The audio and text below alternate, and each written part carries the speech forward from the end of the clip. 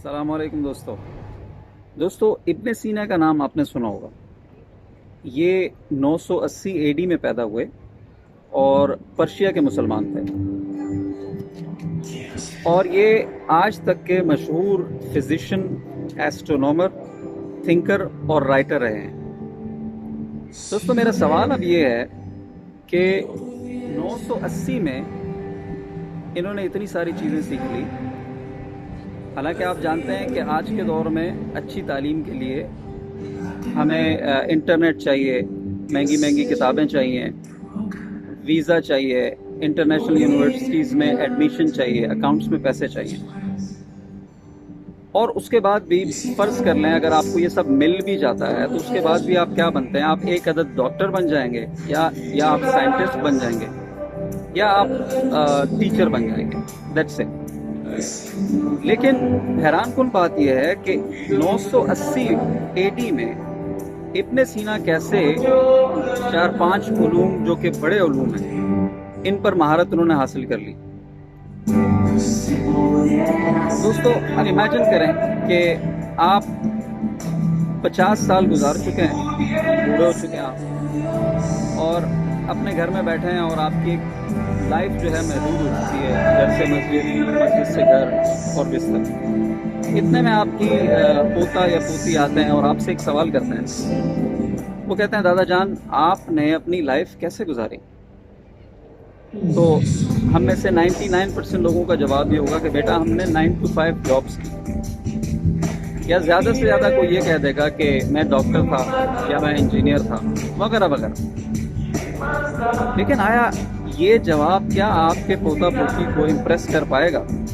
نہیں۔ اللہ تعالیٰ نے انسان کو اشرف المخلوقات بنایا، اور اس کی وجہ کیا ہے کہ اس کو بہت سی خاصیتیں، خصوصیات، ایٹریبیوٹس اور انٹیلیجنس دی۔ لیکن اب اس عظیم مشین جو کہ انسان ہے، اس کا اپنے آپ کو 9 to 5 جابس کے ساتھ یا کسی ایک خاص مخصوص کام کے ساتھ، لائک ڈاکٹر بن جانا، انجینئر بن جانا، مخصوص کر لینا یا اپنے آپ کو محدود کر لینا، کیا یہ اس کی اللہ تعالیٰ کی عظیم صلاحیتیں جو اس کو دی ہیں اس کے ساتھ انصاف ہے؟ نہیں۔ اب آپ خود سوچیں کہ ایک شخص نے iPhone X with FaceTime خریدا، اور اس کے دوست نے اس سے سوال کیا کہ یار تم کیا کرتے ہو اتنے زبردست فون کا؟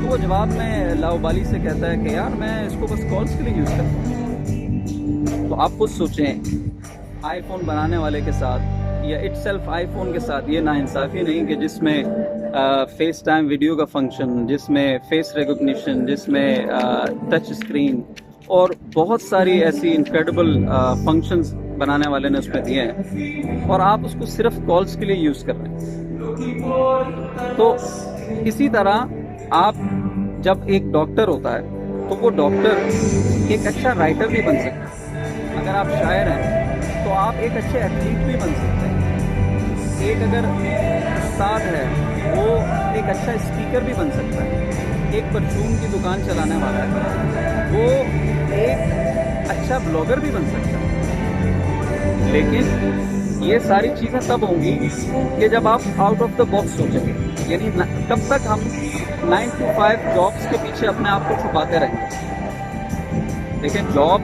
تو دنیا کا ہر انسان کرتا ہے، جب آپ بھی وہی کر رہے ہیں تو آپ کیسے ایکسپیکٹ کر سکتے ہیں کہ لائف آپ کے ساتھ کوئی میریکل کرے، کہ آپ کچھ بڑے بن جائیں، کچھ ہٹ کے کر پائیں؟ جب آپ تمام لوگوں کی طرح ہی کر رہے ہیں تو رزلٹ بھی ویسے ہی ہوگا، ٹھیک ہے نا؟ اسی طرح ہمیں صرف آؤٹ آف دا باکس سوچنا پڑے گا۔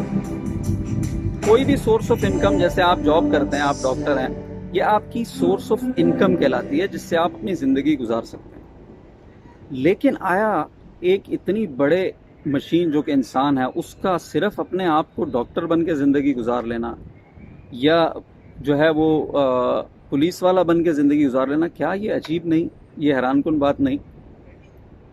تو دوستو ہمیں اور آپ کو اپنی لائف کو آگے چلانے کے لیے یا کچھ بننے کے لیے نارمل روٹین سے ہٹ کے سوچنا پڑے گا، نارمل روٹین سے ہٹ کے ایکٹیویٹیز تلاش کرنی پڑیں گی، بھائی دیکھیں سوچنے یا خواب دیکھنے کے تو پیسے نہیں لگتے نا، دین وائی ناٹ. اور یہ خواب ہی ہوتے ہیں، یہ سوچیں ہی ہوتی ہیں جو آپ کے لیے رستے بناتی ہیں، آپ کو آگے لے کے جاتی ہیں. امید ہے آپ کو میسج پسند آیا ہوگا. میرے چینل کو سبسکرائب کرنا مت بھولیے گا اور شیئر ضرور کیجیے. اللہ حافظ.